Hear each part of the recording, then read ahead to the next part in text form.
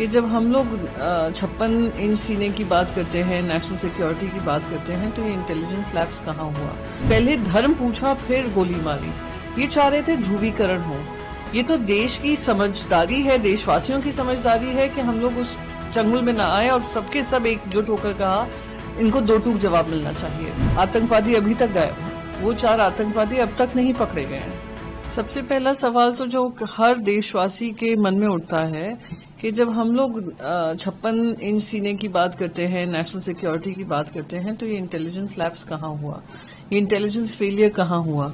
हम क्यों ये और सतर्क होना भूल गए जब जो जनरल उस समय पे जनरल थे, अब फील्ड मार्शल बन गए हैं, आसिम मुनीर ने इतना ही जहरीला भाषण दिया जिसके चलते हमने एक नया इनका अटैक देखा जहां पे पहले धर्म पूछा, फिर गोली मारी।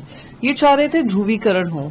ये तो देश की समझदारी है, देशवासियों की समझदारी है कि हम लोग उस चंगुल में ना आए और सबके सब एकजुट होकर कहा इनको दो टूक जवाब मिलना चाहिए और इनको इसका जो इन्होंने किया काम है उसकी सजा भुगतनी चाहिए।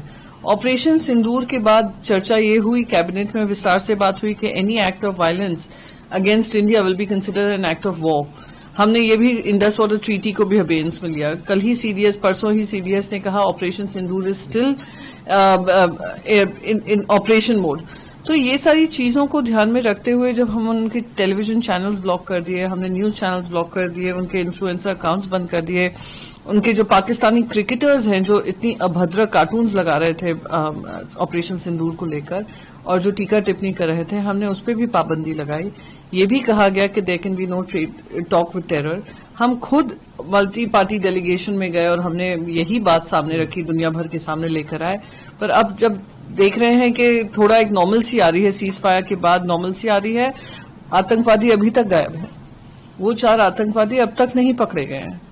और मोस्ट इम्पोर्टेंट बात कि अब आप यहाँ पे जो रिलेशनशिप है उसको नॉर्मलाइज करने में लगे हुए हैं। इंडिया और पाकिस्तान दुनिया के किसी भी कोने में खेलेगी क्रिकेट मैच, तो ये देश हित में नहीं, देश के खिलाफ काम होगा। ये इंडियन सिटीजन्स का 1.4 बिलियन लोगों के मन में ये एक्ट ऑफ टेरर होगा, एक्ट ऑफ वायलेंस होगा, एक्ट ऑफ वॉर होगा। तो अगर ये बीसीसीआई को ये परमिशन दी गई है तो किस आधार पर दी गई है, तो ये सारी चर्चा का विषय हम बनाएंगे और जवाबदेही तय होगी। कि जब हम लोग 56 इंच सीने की बात करते हैं, नेशनल सिक्योरिटी की बात करते हैं, तो ये इंटेलिजेंस लैब्स कहाँ हुआ?